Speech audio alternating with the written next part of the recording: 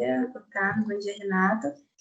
Agradecer você pela disponibilidade para essa realização da entrevista.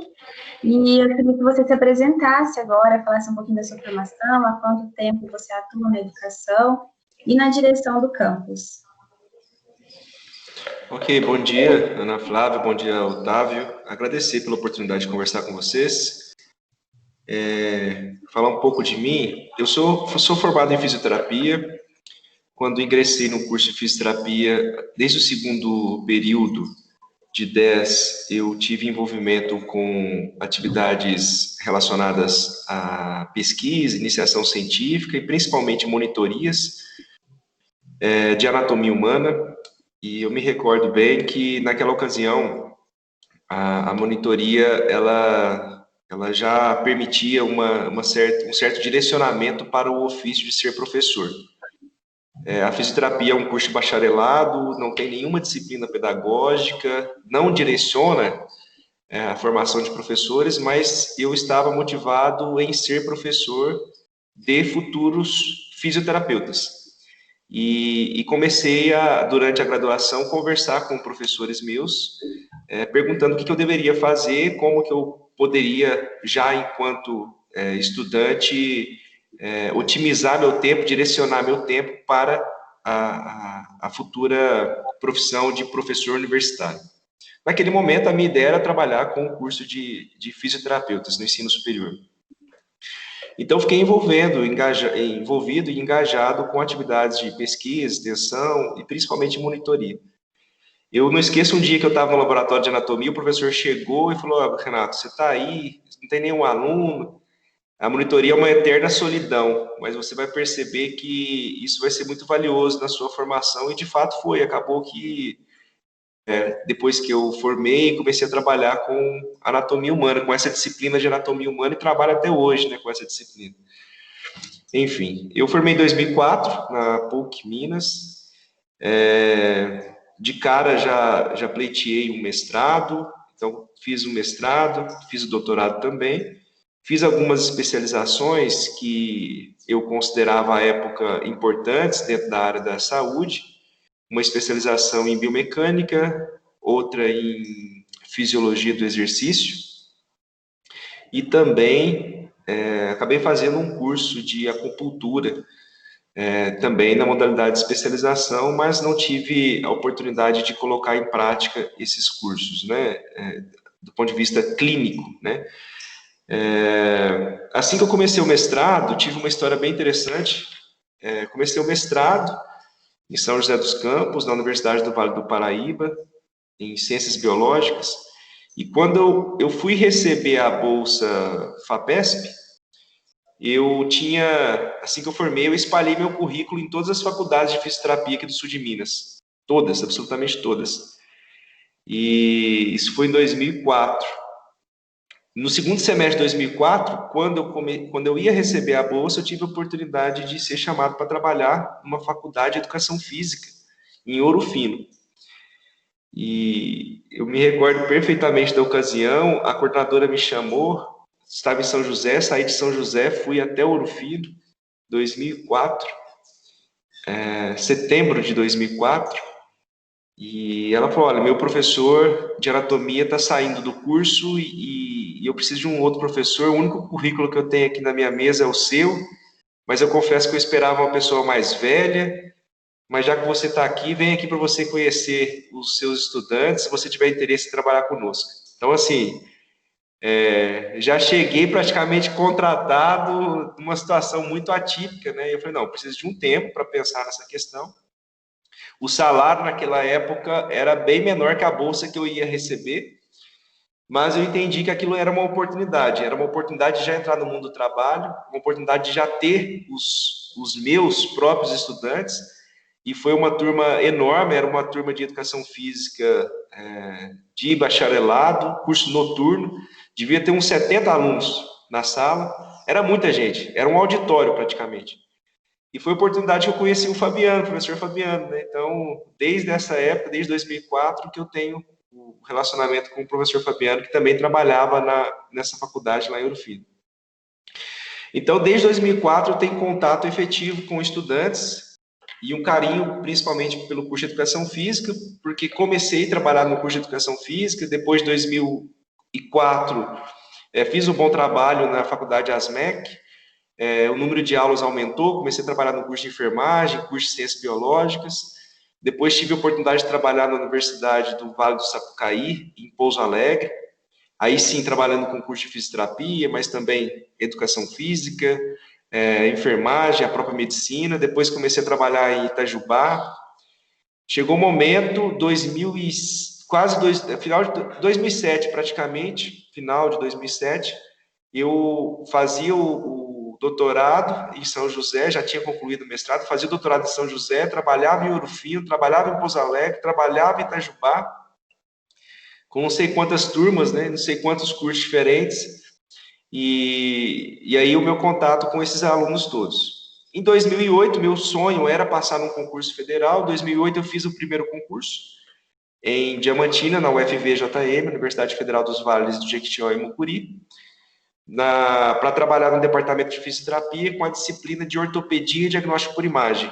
Fui aprovado, ainda não tinha um doutorado, fui aprovado, fui morar em Diamantina, abandonei todos esses empregos das universidades particulares e fui iniciar minha jornada, né, minha trajetória dentro da universidade pública, dentro da Universidade Federal, que era realmente meu sonho. Então, fui para Diamantina, morei 3 anos lá, trabalhei dentro desse departamento de fisioterapia, que estava começando, então criamos praticamente tudo dentro desse departamento, inclusive a clínica escola. Por todos os lugares que eu passei, né, quer dizer, sei lá, pelo menos 10 instituições até Diamantina, graças a Deus, sempre saí pela porta da frente, mantendo os laços de amizade até hoje. Isso, de uma certa forma, também contribui, né, para um bom desempenho profissional. Nós precisamos sempre manter os nossos laços de amizades vivos e fazer, de fato, amizades verdadeiras e duradouras. Então, fiquei em Diamantina de 2008 a 2010, 8, 9, 10, são 3 anos. Assim que eu terminei o meu estágio probatório, eu já estava direcionado aqui para Muzambinho, uma vez que Diamantina está distante da minha cidade de origem, que era Pouso Alegre. Na ocasião, era noivo, a minha noiva, que é a minha esposa, não se adaptou à cidade, então precisava retornar para o sul de Minas de alguma maneira. E aí abriu o concurso aqui em Muzambinho, um outro concurso no Instituto Federal, ninguém sabia o que era Instituto Federal naquele momento ainda, era uma proposta, né, do governo federal, do governo Lula, e havia um certo desconhecimento a respeito, mas como o curso de Educação Física estava sendo iniciado aqui no IEF Sul de Minas, Campus Muzambinho, e teve esse concurso, eu vim prestar esse concurso. Para esse concurso, de fato, eu estudei demais, estudei muito, estudei desde o dia que eu vi o edital até o dia da prova, praticamente todos os dias, de maneira assim muito intensa, e era para a área de anatomia, cinesiologia, foi o concurso mais concorrido da educação física naquela ocasião, foram mais de 100 pessoas, porque a anatomia é uma disciplina básica, então as pessoas se arriscam, né, a falar, né, e pleitearam esse concurso, inclusive vários alunos meus estavam nesse concurso. Até brinquei com alguns no dia da prova, falei, olha, hoje não sou seu professor não, hoje você é meu concorrente e eu quero muito vir para cá, então espero que você tenha treinado bastante para essa prova, porque eu estou bem treinado, estou pronto para o jogo, né? Falei assim. Fiquei em primeiro lugar novamente e vim para cá. Então, desde 2010, eu contribuo, né, com os meus esforços profissionais aqui no Campus Muzambinho, principalmente com o curso de Educação Física.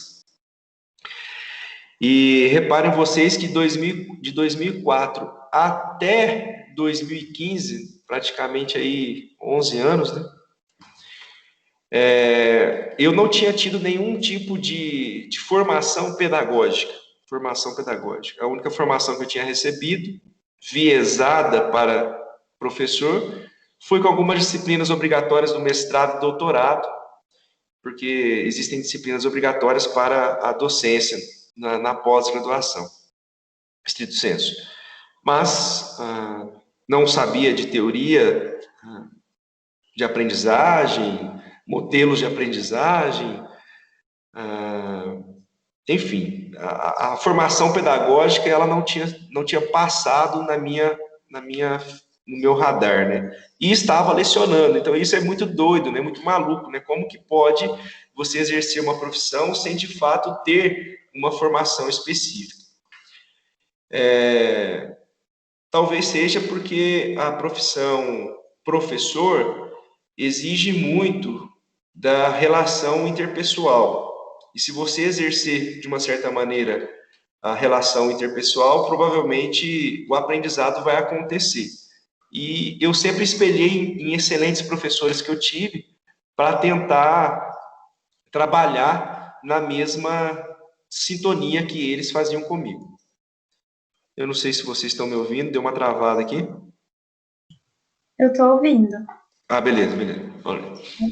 Então, em 2015, eu tive a felicidade de ser aprovado em um edital nacional. O governo federal abriu uma chamada para a formação de professores na Finlândia. E aí, em 2015, eu mandei um projeto para lá, foi aprovado e tive essa experiência finlandesa durante 6 meses. Isso mudou completamente a minha maneira de entender a educação, entender o meu papel enquanto professor, que hoje eu particularmente considero ir além de ser professor e sim um educador. É uma abordagem diferente. E retornei, então, depois dessa experiência da Finlândia, para o campus Muzambique com essa motivação de tentar não fazer diferente, mas fazer a diferença para os meus estudantes. É claro que muita coisa que eu já fazia sem ter uma formação, mas tinha conexão com vários pilares da educação, mas, enfim, eu tive essa formação internacional no modelo de excelência, e é claro que eu não tentei aplicar aqui no Brasil, na nossa realidade, o que a Finlândia faz, mas essa formação, essa cicatriz que eu tive, que eu tenho, favoreceu muito, facilitou a minha interação com estudantes. E aí, em 2017, para minha surpresa, eu fui selecionado de todos os quase 300 professores que saíram do Brasil em 2015, eu fui selecionado num grupo de 10 professores para retornar para a Finlândia e criar um modelo de currículo baseado em competências, mas não somente as competências relacionadas às questões de mundo do trabalho, né? Competências socioemocionais, competências de relacionamento interpessoal, competências de tecnologia digital, várias competências, um currículo baseado em competências nesse sentido mais amplo. E fui para lá novamente, fiquei 2 meses, e quando eu retornei para o Brasil, estava justamente no momento aqui da escolha do futuro diretor do campus Muzambique. E eu percebi que eu seria até mesmo injusto comigo mesmo se eu não colocasse meu nome à disposição da comunidade. Porque naquela ocasião, 2017, eu idealizava uma série de mudanças que poderiam acontecer dentro dessa escola e eu poderia e teria condições de direcionar essas mudanças. E aí houve a aceitação de um grupo de professores que me apoiaram, de técnicos que me apoiaram, eu coloquei meu nome à disposição e, surpreendentemente também, fui eleito e aqui estou na direção geral desde 2018. Então, tem 2 anos que estou conduzindo os trabalhos aqui do campus Muzambique e fico muito honrado, né, e orgulhoso de trabalhar nessa instituição tão plural, tão reconhecida por nossa sociedade e ter a possibilidade de tomar as decisões que a gente tenta fazer sempre da maneira mais coletiva, transparente, dialogada e discutida possível, isso me deixa muito, muito contente. Enfim, então, de maneira resumida, não sei se eu estendi demais, essa é a minha trajetória profissional. Não, foi muito bom. Agora, começando com as questões, vou fazer a primeira. Diante do cenário mundial da educação que nós estamos vivendo, você acredita que há um descaso muito grande com as escolas, falando em questões financeiras também, e o que isso pode influenciar para os professores atuantes? A educação é sempre uma bandeira levantada por todo e qualquer político, né? Todos os governantes falam bem da educação. Ou melhor dizendo, quase todos, né? Mas enfim, de uma forma geral, os governantes, eles tendem no discurso, na retórica, valorizar a educação. Mas, infelizmente, o que a gente percebe na prática é que essa valorização ela não é tão significativa, né? Do ponto de vista financeiro, é uma variável. Nós sabemos que profissionais mal valorizados tendem a ter uma eficiência, uma entrega de resultados de maneira reduzida, né? Por outro lado, profissionais mais valorizados entregam resultados, a dedicação tende a ser melhor. Tem um estudo bem interessante dessa discussão do ponto de vista europeu. Se você analisar os países, é bem interessante porque é um tanto quanto antagônico. Isso não é tão linear. Quanto mais recebe, melhor o resultado. Não é assim. E quanto menos recebe, menor o resultado. Também não é tão assim linear. Se você for analisar os indicadores educacionais dos países europeus, você identifica, por exemplo, que a Finlândia tem destaque, mas os profissionais, eles não são, os professores não são os professores mais bem remunerados da comunidade europeia. Mas eles são bem remunerados. O que eu estou querendo dizer é o seguinte: existe um mínimo de valor que precisa acontecer. Esse mínimo de valor no Brasil, principalmente na rede municipal e estadual, ele está muito aquém. Está muito aquém. Então, isso prejudica, isso de uma certa maneira, primeiro que não ter um valor mínimo salarial para o professor, isso desabona o olhar social, o olhar das pessoas, da sociedade para essa profissão. Então, as pessoas tendem a ir por essa profissão por outros valores e não especificamente o salário, né? Que não, isso não é muito bom, embora a paixão e o amor pela profissão seja fundamental. Dependendo da sua situação familiar, sua situação de vida, isso por si só talvez não seja suficiente para permitir que você continue nessa jornada. Então, é mais que fundamental que nós sejamos reconhecidos minimamente. Veja que eu estou falando minimamente. Nós não somos reconhecidos minimamente do ponto de vista de salário. E certamente, se fôssemos, entregaríamos um resultado surpreendente, porque nós já temos excelentes resultados, mesmo nessas condições. Então, é fundamental, sim, que tenhamos, por parte dos governantes, um olhar mais efetivo de aporte orçamentário, né? Salarial, eu estou me referindo especificamente.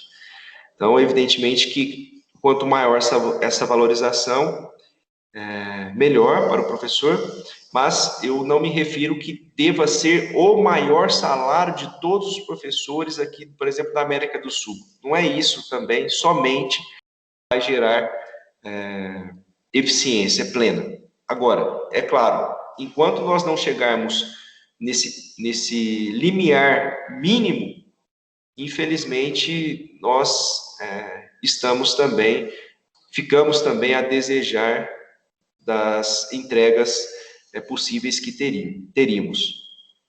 Então, tem essa questão salarial e tem também a própria questão de infraestrutura das escolas, né? Se nós não tivermos um ambiente adequado para que essa relação humana aconteça, e aí, Otávio e Ana Flávia, quando estamos em pleno século XXI, utilizando de tecnologias digitais a todo momento, estamos conectados praticamente a todo momento, o nosso estilo de vida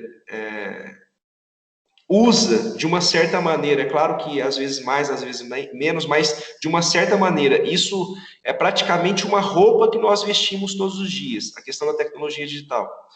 Se esse tipo de conexão, entre aspas, não estiver presente na escola, a nossa formação está fora da sintonia do mundo moderno. Isso é ruim. Só que para ter essa estrutura na escola é necessário investimento. Então, hoje nós temos uma oferta de conteúdo, um acesso de conteúdo muito diferente daquilo que nós tínhamos há 10, 20, 30 anos atrás. Hoje é possível que uma pessoa aprenda, né, tendo professores virtuais o tempo todo, se ela quiser aprender inglês, alemão, artesanato, mecânica, enfim, o que ela quiser aprender, provavelmente ela vai ter acesso à internet, vai ter acesso a esse conteúdo na internet. Então, o professor, nesse momento, ele precisa ter esse tipo de qualidades, né? Ele precisa compreender esse mundo, e na escola que ele esteja trabalhando, deva existir também uma estrutura para que tudo isso faça sentido. Se a aula não fizer sentido para o aluno, do ponto de vista de vida dele, não tem aprendizado. Então, isso é uma outra discussão, mas, enfim, o aprendizado, a aprendizagem, a relação professor-aluno depende sim de valorização governamental, aporte financeiro salário, aporte financeiro infraestrutura, porque isso sim é colocar em prática a defesa da bandeira da educação, e a sociedade reconhecerá ainda mais o papel do professor. Passando para a segunda questão, Renato, quais as maiores dificuldades enfrentadas e quais as vantagens e desvantagens estando à frente da direção do Instituto? Olha, as dificuldades, elas são inúmeras. Os desafios são diários. Não é fácil você elencar, ranquear qual é o maior desafio e qual é o menor desafio. A questão é como você lida com esses desafios. Eu acho que é por aí a resposta. Como diariamente os desafios aparecem, você basicamente tem dois caminhos, né? Você pode lastimar o desafio, lamentar o desafio e ficar gastando uma energia tentando encontrar causadores do problema e culpar pessoas ou processos em função do problema. Então, esse é um caminho. Ou você pode projetar soluções, projetar novos resultados, novos caminhos, dando para as pessoas envolvidas nesse problema como enfrentar o problema. Então, assim, tem esses dois caminhos. E eu falo com vocês com bastante tranquilidade. Não é fácil ir só para um caminho o tempo todo, não é fácil. Eventualmente vamos, mesmo sem querer, para o caminho da culpabilização, da lástima, da reclamação, etc. Mesmo que involuntariamente vamos sim para esse caminho. Mas quanto menos formos para esse caminho de por que isso aconteceu, quem deixou fazer isso, vamos culpar, vamos penalizar, vamos lastimar, quanto mais você vai para esse caminho, pior fica o seu direcionamento. E a decisão, eu reitero, não é uma questão da pessoa decidir, é todo um ambiente que vai caminhar para um lado ou para o outro. É claro que você vai contaminando o ambiente, temperando o ambiente, mas a grande questão que se coloca para decidir para que lado vai para um ou para outro caminho, chama-se relacionamento entre pessoas. Relacionamento entre pessoas. Então, se eu tiver que ranquear o que você me perguntou, qual é o maior desafio, qual é o maior problema, eu vou votar na questão do relacionamento interpessoal. Porque independentemente da questão, por exemplo, uma questão de ordem orçamentária, eu não tenho recurso, tem que pagar, por exemplo, os funcionários, mas não tem recurso, como é que vai fazer? Então é um problema posto, né? Então a questão orçamentária é um desafio enorme o tempo todo, mas por trás disso tem a questão do relacionamento interpessoal. Se você conseguir,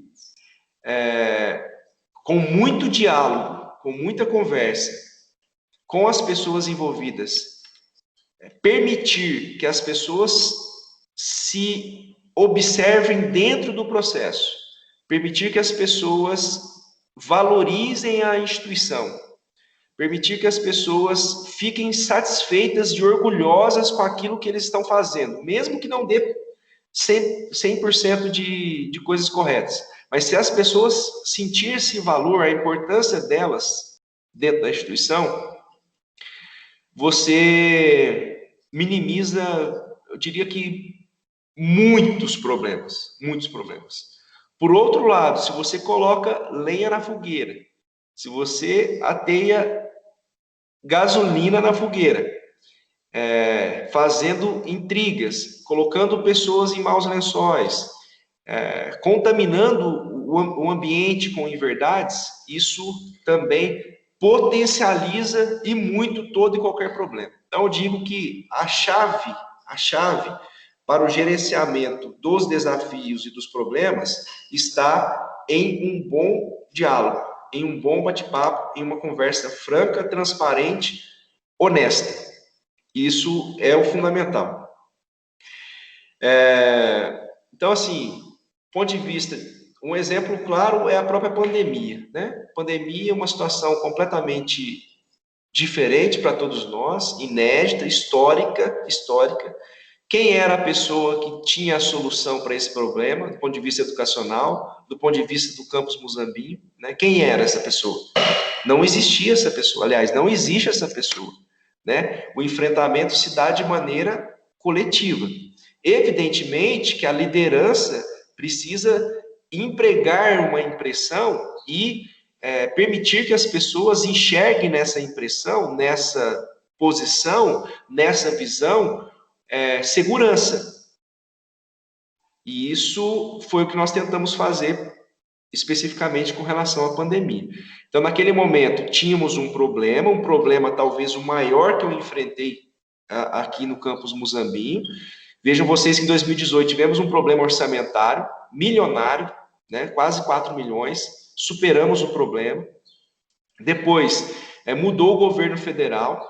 O novo governo federal emplacou em 2019 um contingenciamento de recursos. Quer dizer, a gente tinha feito um planejamento, depois veio o contingenciamento, um outro problema também de ordem orçamentária. Depois, agora, 2020, um terceiro problema, aí, quer dizer, os problemas continuam e na magnitude ainda maior, a pandemia, né? E aí envolve vidas, né? Envolve saúde, e aí toma uma outra proporção, porque isso é o que nós temos de mais valioso. Então, em março, pessoal, vejam só, 17 de março, a OMS decretou a pandemia mundial. No Brasil, tomou-se uma proporção naquele momento já quase que imediata, né?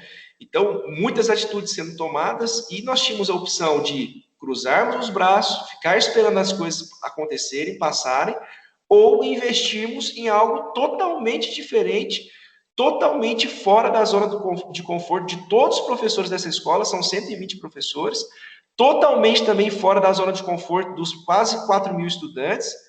Enfim, qual caminho seguir?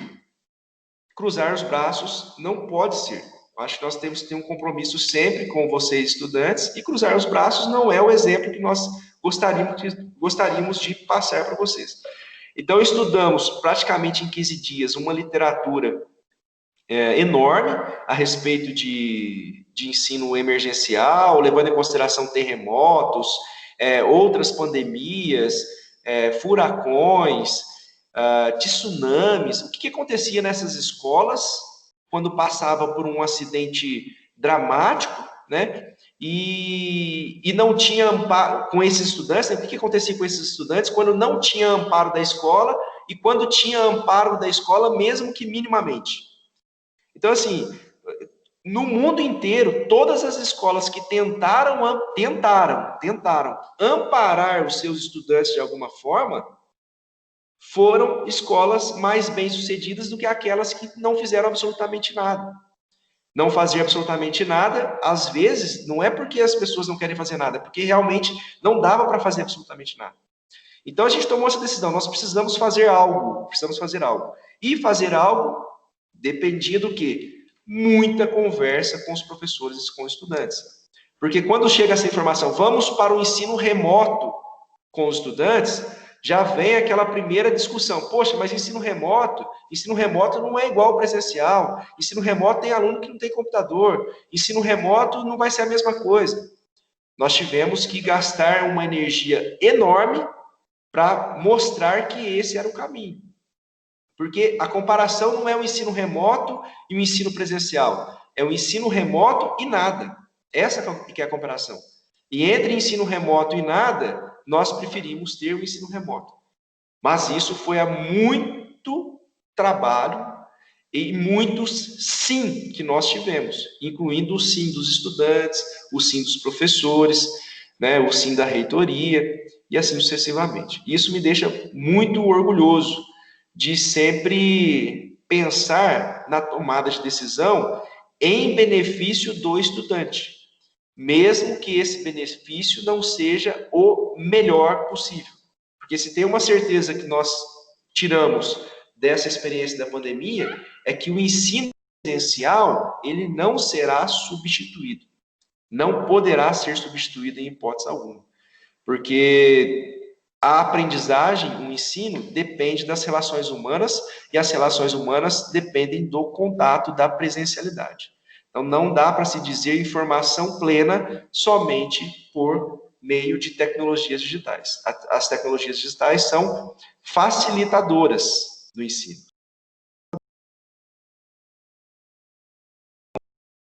Mas é por aí. Não, respondeu sim. Vale também a pena ressaltar que, como foi falado para a gente, os alunos, que fomos reflexos para outras escolas, né? Em questão da pandemia. Muito interessante que o Instituto levou. A próxima questão, de que forma que você se planeja para que a sua gestão seja feita de forma eficiente e harmônica? Olha, a gestão, ela tem sido uma experiência nova para mim também, né? Eu nunca tinha assumido um cargo de gestão dessa magnitude, eu já tinha passado por chefias de departamento, tinha passado por coordenação de curso, né? Lideranças de alguns grupos de pesquisa, mas nada se compara à direção geral do Campus Muzambinho. Nós estamos falando da responsabilidade sobre 121 professores, 105 técnicos administrativos, quase 5.000 estudantes. Então, a responsabilidade de pessoal, ela é enorme. Quando se fala em área, né, nós temos uma escola fazenda, talvez a maior aqui do sul de Minas. Nós temos um reconhecimento da sociedade também bastante significativo.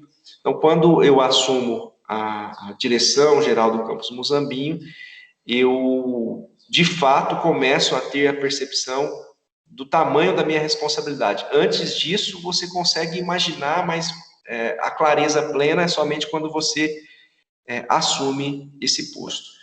Eu, evidentemente, que precisei me capacitar, né? Fiz um MBA em gestão escolar pela USP, concluí agora, no começo do ano. Isso facilitou muito a minha compreensão de como me posicionar enquanto diretor-geral, enquanto diretor dessa instituição. Agregou, sem dúvida alguma, valor, né, a minha posição. E do ponto de vista de planejamento, existe todo um regramento, Otávio e Ana Flávia, existe já uma série de instruções normativas para os processos dentro de uma instituição pública. Então, você precisa fazer um planejamento orçamentário para o próximo ano, você precisa preencher uma matriz orçamentária em função dos indicadores educacionais, então o número de estudantes influencia, o número de cursos influencia, o tipo de curso influencia. Então, esse mapa de planejamento, ele vai sendo construído, por exemplo, em 2020 para 2021. Nós já estamos na fase de conclusão, já fizemos por exemplo, plano geral de compras, que é um plano detalhado com praticamente todas as compras que vão acontecer em 2021, já está finalizado e isso é disponibilizado para o governo federal. Então, existe um calendário, uma agenda regulamentada do ponto de vista de instruções normativas pelo governo federal. Nós atendemos essa agenda e vamos construindo esses documentos com muito diálogo, utilizando das instituições existentes no campus. Então, existem vários coordenadores gerais, existe um organograma, né? Existe um organograma que foi revisto pela nossa gestão já 2 vezes. Então, esse organograma, ele conta com as coordenadorias gerais, que buscam as demandas o tempo todo com os seus liderados. Existem as câmaras também, por exemplo, o CADEM, a Câmara de Ensino, o NAP, que é uma câmara administrativa. Então, tem representantes das classes estudantis, de docentes e de técnicos nessas câmaras. E aí, essas câmaras nos assessoram, nos monitoram, nos informam, nos acionam para que a construção seja sempre dessa maneira. A construção, ela é coletiva. Coletiva, eu não quero dizer que toda tomada de decisão tem que passar por uma votação. Coletiva quer dizer que respeitamos as câmaras instituídas. Então, os próprios colegiados de curso, né? Nos colegiados também tem representação estudantil. Então, é uma dinâmica, né, de conversa constante com esses representantes, com esses colegiados, com esses órgãos, com essas instâncias que subsidiam a composição dos documentos regulatórios e obrigatórios normativos que a instituição é requerida, vamos falar dessa maneira. Basicamente, assim que funciona. Entendi. Passando para a quarta pergunta, como que é a sua relação com professores e servidores do campus? Eu procuro estabelecer a melhor relação possível. Enquanto representante máximo da instituição, eu tento ser exemplo em absolutamente todas as ações que eu faço, sejam ações profissionais, sejam ações pessoais. Porque eu entendo que qualquer postura que eu adote reflete indiretamente em todo esse pessoal. Reflete nos estudantes, reflete nos professores, reflete nos técnicos administrativos. Então, eu procuro ser dioturnamente a melhor pessoa possível. Evidentemente que isso não quer dizer que eu não erre, né? Muito pelo contrário, os erros aparecem diariamente também. Mas eu procuro tratar as questões com o máximo de transparência, com o máximo de sinceridade, com o máximo de honestidade, tratando bem as pessoas, independentemente de quem elas sejam, independentemente do cargo que elas ocupem, independentemente do trabalho que elas façam aqui.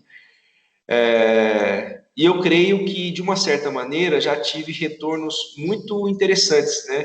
até de estranhamento, eu diria, por parte de alguns servidores. Então, quando, por exemplo, vou na cozinha tomar café, pego um copo e lavo o copo, e aí a faxineira fala, não, diretor, pode deixar aí que eu lavo. Eu falo, não, eu vou lavar, pode deixar que eu lavo o meu copo, não me custa nada e você vai ganhar um tempinho.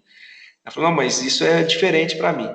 Então, quando tem esse tipo de estranhamento da servidora, eu acho que eu consegui mandar o meu recado, né?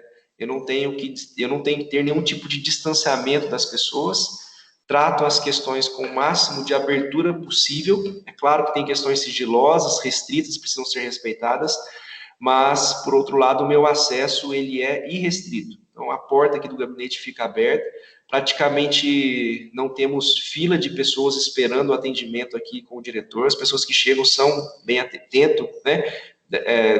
Ser o mais prestativo possível. É claro que às vezes tem alguns desencontros, atrasa um pouquinho, o nosso próprio encontro foi aí um pouco perturbado, porque o volume de e-mails que chega na minha caixa de mensagem é grande.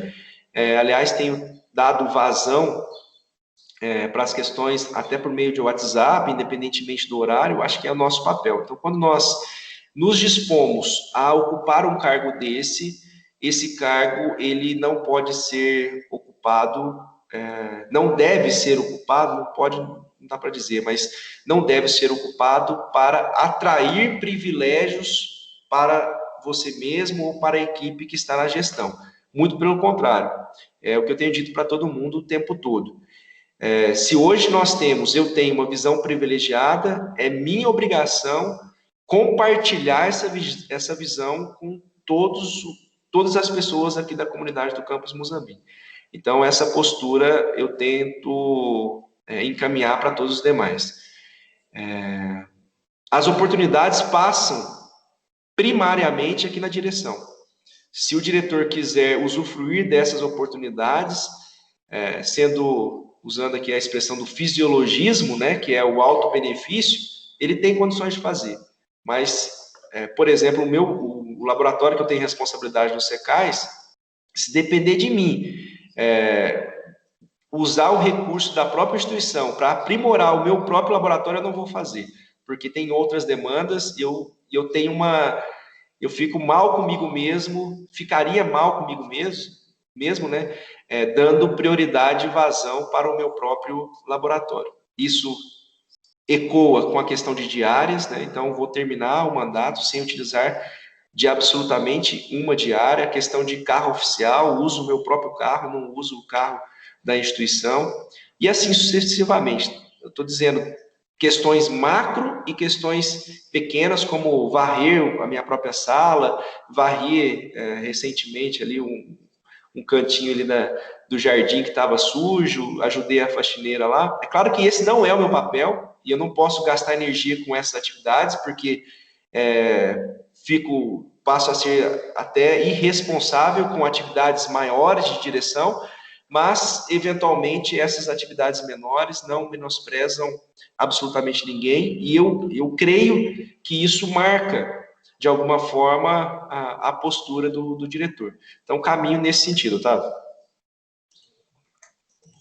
Bom, a próxima pergunta, você acredita que a presença dos pais ou responsáveis na formação dos alunos é um fator relevante? E se sim, como que você descreveria a relação desses pais responsáveis na vida escolar dos alunos do Instituto? Sem os técnicos administrativos, certamente a formação de vocês não seria plena, não seria plena. Os técnicos administrativos, eles dão suporte para uma série de ação pedagógica. Dá um exemplo recente. Toda essa construção processual de aquisição de notebooks, na verdade, o processo de locação de computadores, para que esses computadores chegassem até vocês, estudantes, foi feita por mãos de técnicos administrativos. A conferência do documento, a instituição do documento, o contato com as empresas, a questão do contrato de locação, quando os notebooks chegaram aqui, a checagem dos notebooks, quem encaminhou os notebooks para os estudantes, Enfim, absolutamente todo o processo aconteceu por meio de técnicos administrativos. O professor não participou de absolutamente nada desse processo. Mas o professor, por outro lado, tem um papel, né, de discutir aquilo que ele conhece da sua disciplina para o estudante, mas se não houvesse o computador, esse estudante não teria acesso à informação. E para que o computador chegasse lá, mãos de diversos técnicos administrativos foram requisitadas. Então, assim, os técnicos administrativos dão suporte facilitam o aprendizado de vocês, estudantes, porque o aprendizado de vocês não depende somente do professor. Isso que eu tentei comentar da qualidade de ensino. Se você quiser, aquilo que eu falei, se você quiser aprender alguma coisa, você entra no YouTube, pega uma informação, na internet pega uma informação. Mas essa informação tem qualidade? Pode até ter. Mas quando temos uma estrutura, uma escola, uma instituição com pessoas capacitadas para tal, a qualidade vai lá em cima. Então, você tem professores capacitados, você tem técnicos administrativos capacitados, isso melhora muito a qualidade da formação de vocês, a qualidade da informação que vocês recebem. Esse é um exemplo. Do ponto de vista de saúde, vejam vocês, nós temos técnicos profissionais da saúde, a questão do apoio psicológico, o conforto psicológico, a atenção de saúde aqui primária, do ponto de vista de preventiva, de prevenção, com enfermeiros, também suporte, subsidiando a caminhada de vocês. Nós temos uma equipe aqui da Coordenadoria Geral de Assistência ao Educando, extremamente sensível à questão das bolsas, do recurso da assistência estudantil, que é um recurso grande que nós temos para dar apoio aos estudantes mais vulneráveis. Uma equipe de pelo menos 15 técnicos administrativos pensando todos os dias quais são as bolsas, quem são as pessoas, é justo essas pessoas receberem, tem alguém não recebendo, por que não está recebendo? Pensando a moradia, né? Dando total condições para que os estudantes que estejam aqui no Campus Muzambique morem bem, sejam bem alimentados, a questão do refeitório, os técnicos nas atividades esportivas e culturais, porque sabemos que as atividades esportivas e culturais favorecem o aprendizado, favorecem a assimilação de conteúdos, favorecem novas ideias, enfim, técnicos administrativos garantindo a segurança do campus para que vocês tenham um ambiente mais tranquilo, seguro, garantindo a limpeza do campus para que vocês tenham um ambiente agradável, né, saudável. Enfim, técnicos administrativos garantindo a compra de novos equipamentos, de novos insumos, técnicos administrativos garantindo que os professores recebam os seus salários, porque para que os professores recebam os seus salários, precisam de pessoas fazerem processos, encaminhar papéis e documentos lá para o governo federal, e assim sucessivamente. Se não tiver técnico administrativo, nós temos uma relação muito, muito aquém daquilo que eu considero adequado na formação de vocês, que se resume a professor e aluno. A relação de formação não se resume a professor e aluno, se resume em agregar todos os esforços necessários e possíveis para que a formação aconteça, e isso vai muito além da figura do professor, embora a figura do professor seja central no processo. Aproveitando que você tocou um pouco na relação entre professor e aluno, até onde que você, como diretor, pode interferir nessa relação professor e aluno dentro de sala de aula? Eu creio que essa influência começa com a minha própria iniciativa de continuar sendo professor.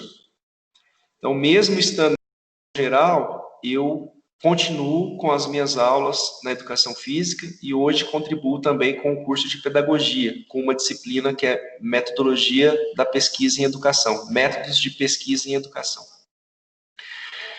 Pelo exemplo, Otávio, como eu falei, a liderança, ela só vai conseguir mover pessoas se existirem atos, ações, exemplos que sinalizem para onde as pessoas devem ser movimentadas.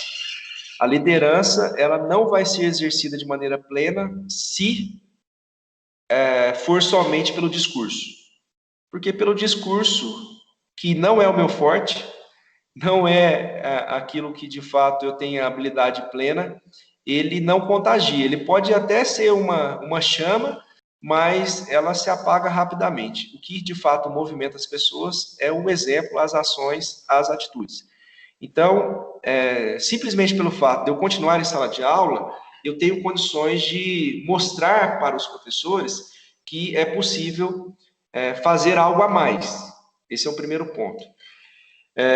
O outro ponto é permitir que os professores tenham, enquanto diretor, permitir que os professores tenham visões cada vez mais ampliadas da sua própria rotina de docência.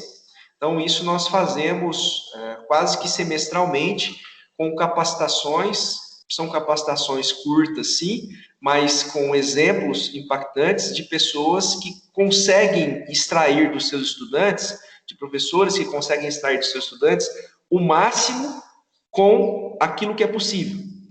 Então, a gente tem tentado trazer para os nossos professores novas rotinas, novas visões, novas possibilidades de trabalho, essa questão da aprendizagem centrada no estudante, isso é regularmente apresentada para os professores.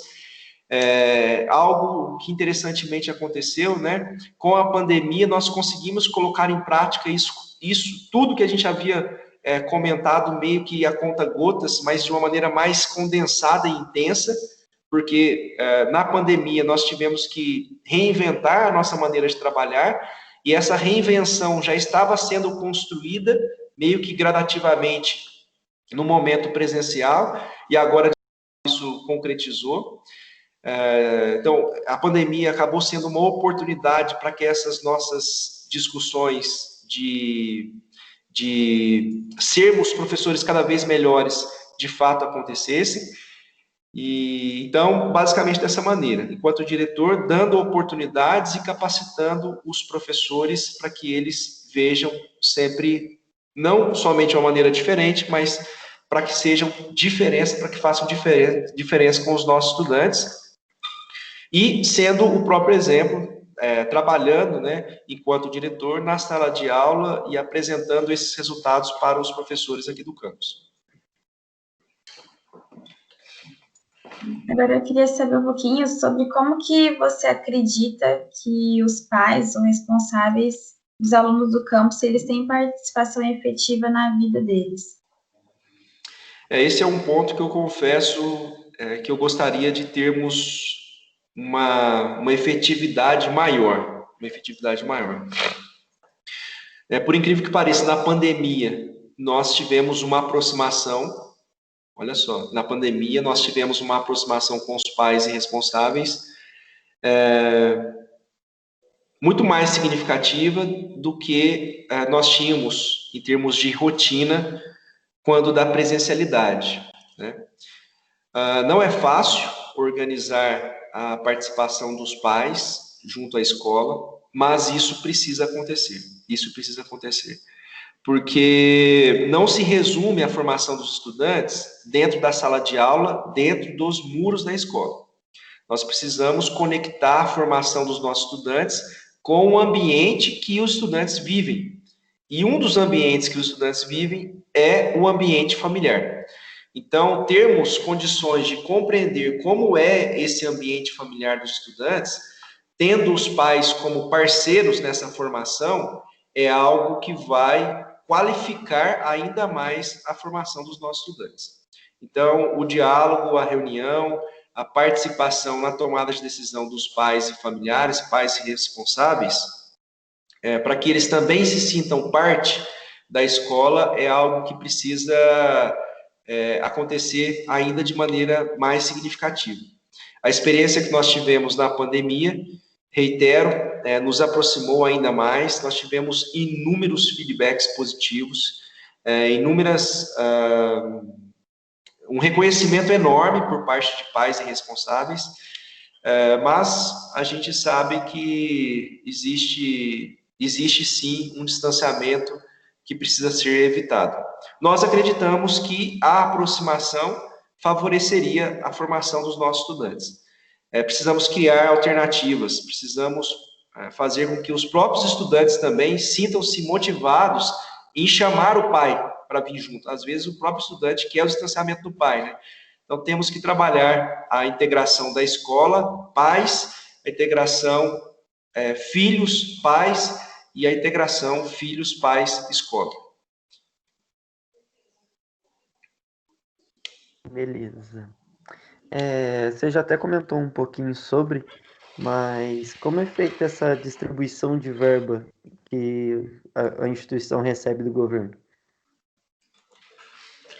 Nós temos um recurso nacional, né? Vamos falar assim, um bolo nacional, que é dividido por todas as instituições públicas federais. Então, um bolo do MEC, né, um recurso orçamentário do Ministério da Educação. Uma parte vai para as universidades federais, outra parte vai para os institutos federais. Esse bolo, a cada ano que passa, ele diminui. Tá? Ele diminui. O que o campus Muzambinho tem acesso? Tem acesso a um percentual do bolo dos institutos federais, e especificamente do IF Sul de Minas. Só que é um valor percentual. Se nós tivéssemos um bolo enorme, o valor percentual também seria enorme. Se o bolo vai reduzindo, o percentual também vai reduzindo. E a composição desse percentual, ele leva em consideração uma série de variáveis. Número de estudantes. Antes, variáveis mais quantitativas. O número de estudantes, o número absoluto de estudantes era uma variável que pesava bastante. Hoje, são variáveis qualitativas. Então, não somente o número de estudantes, mas o tipo de curso que esses estudantes estão matriculados. Se é curso de licenciatura, tem um peso maior. Se é um curso técnico integrado, tem um peso maior ainda. E se é um curso de bacharelado, um peso um pouco menor. Por quê? Porque os institutos federais, eles foram idealizados, o grosso, o forte dos institutos federais, são os cursos técnicos integrados e os cursos de licenciatura, formação de professores. Isso não quer dizer que os demais cursos devam ser desvalorizados, mas na composição da matriz, o curso de bacharel tem um peso menor, para vocês terem a compreensão. Então, a gente tem trabalhado com esses indicadores, para melhorar os indicadores. Então, nós aumentamos o número de estudantes nos cursos técnicos integrados, nós aumentamos o número de estudantes nos cursos de licenciatura, nós aumentamos o número de estudantes no curso de bacharelado, enfim, incrementamos a qualidade desses cursos, então, isso refletido em notas de ENAD, né? Melhorou, nós tivemos a primeira nota 5, né, dentro do campus Muzambinho, o curso de bacharelado em educação física manteve a sua nota 3, o curso de agronomia melhorou de 3 para 4, quer dizer, a gente está melhorando esses indicadores, só que, por outro lado, o bolo está reduzindo. Então, não é simples aumentar o orçamento do campus, porque, na realidade, hoje nós estamos tendo um decréscimo no orçamento.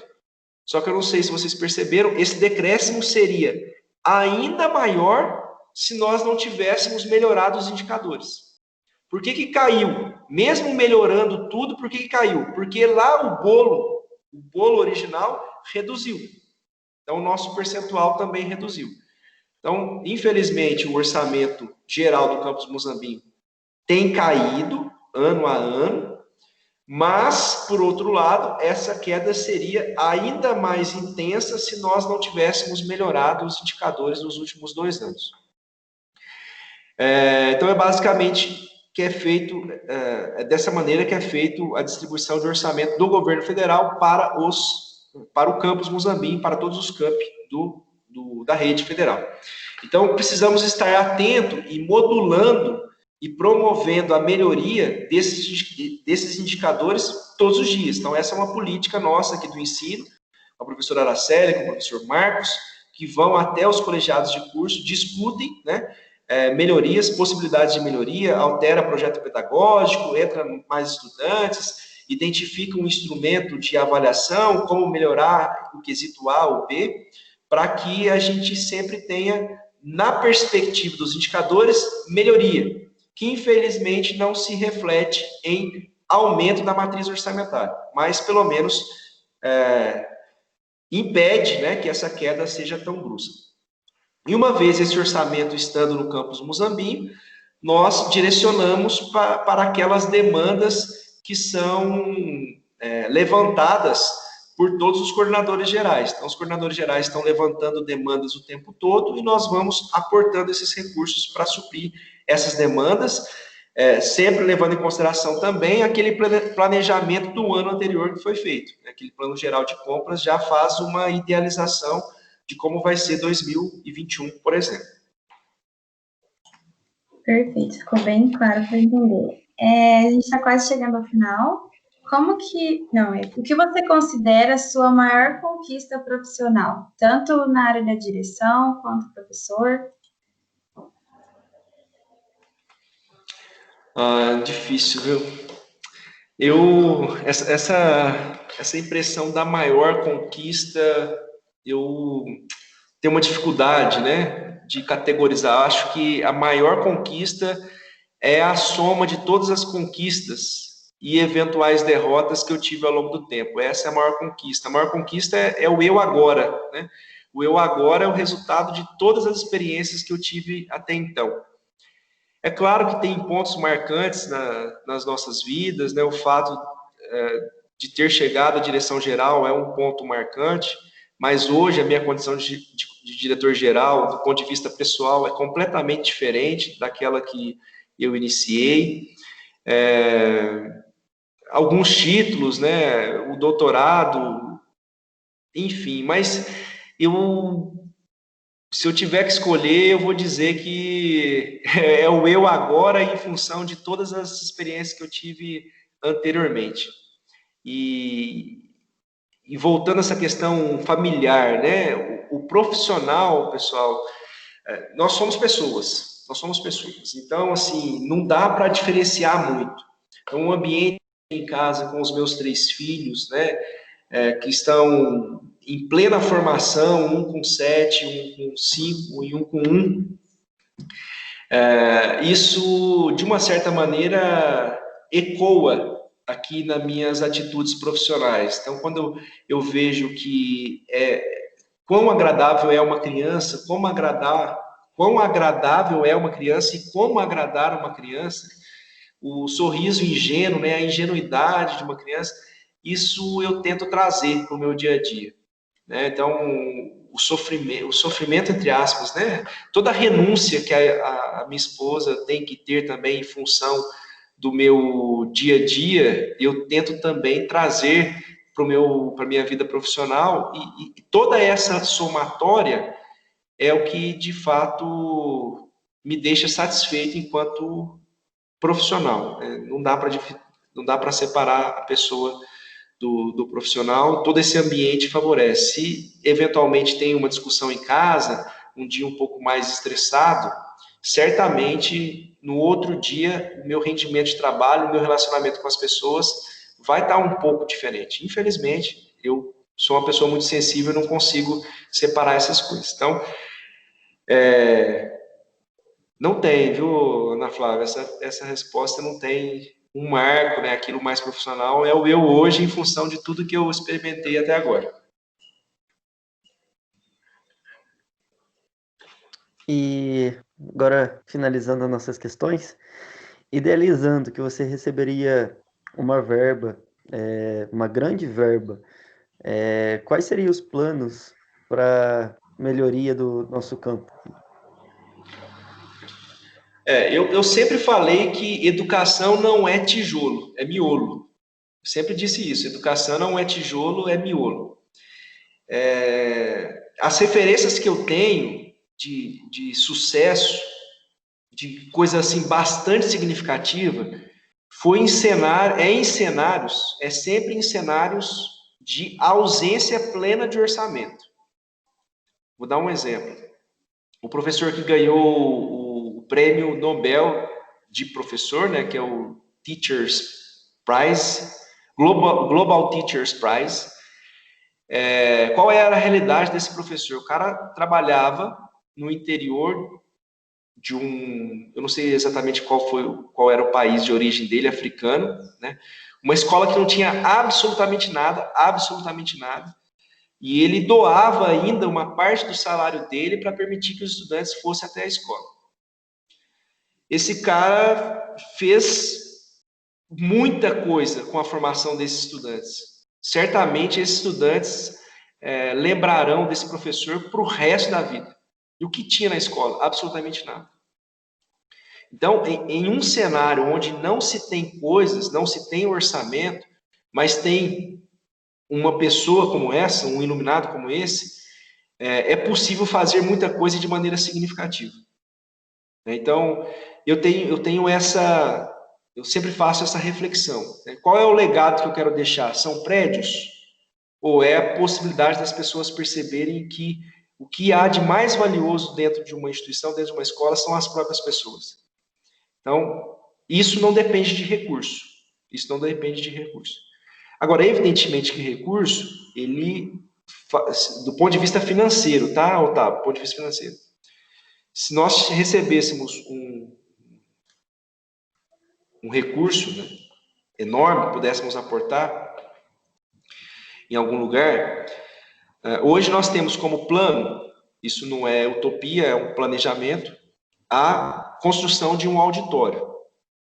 Um auditório para 640 lugares. O campus Muzambique é o único campus do IEFSU de Minas que não tem um auditório. As formaturas do campus Muzambique, que representam um dos momentos mais sublimes da formação, é a formatura. Elas acontecem dentro de um ginásio, que é um espaço de estudo, é um laboratório, é um espaço de aprendizagem dos alunos da educação física. Então, não está correto isso.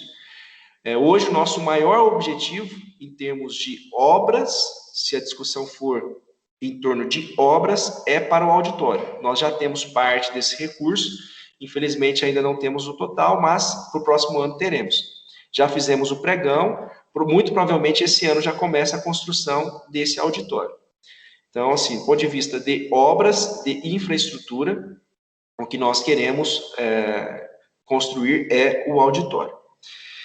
Nós temos feito várias intervenções dentro da sala de aula, que é um ambiente talvez um dos mais importantes da escola, a sala de aula. Isso inclui extra-sala, espaço de convivência. São intervenções simples, mas marcantes, para favorecer as aprendizagens centradas no estudante, aprendizagem ativa e tudo mais. Então, a gente tem comprado alguns mobiliários para facilitar a interação de estudantes, trabalho colaborativo, e vamos instituir essas salas para todos os cursos, né? Pelo menos uma sala dessa para todos os cursos que tenham interesse nesse tipo de abordagem. Então, é nesse sentido aí. Então, finalizando, né, a gente já acabou com as perguntas, eu queria agradecer novamente pela sua disponibilidade. Acredito que tenha sido muito válido, para mim mesmo foi, que tinha muitas questões que eu não sabia e nem imaginava que era assim. E agradecer mesmo pela sua participação no nosso trabalho. Eu que agradeço a oportunidade, Ana Flávia, Otávio. Espero que vocês tenham aproveitado o nosso encontro. Não sei se eu fui muito longo, né? É que são perguntas que vão gerando vários gatilhos na minha mente e eu fui falando. Então, eu espero que vocês aproveitem essa conversa. Para mim também foi muito válida. É sempre uma alegria, uma satisfação conversar com vocês. E principalmente agora, nessa reta final da formação de curso, né? O quanto que vocês percebam, o quanto que vocês evoluíram, né? Quão maduros estão nesse momento. E isso é resultado dessas nossas interações e, enquanto ex-professor de vocês, também fico muito orgulhoso de ver o resultado e como estão nesse momento. Sucesso a vocês dois. Com certeza. Obrigada, viu? Obrigado. Até. Tchau, tchau. Até mais, tchau, tchau. Até mais, tchau.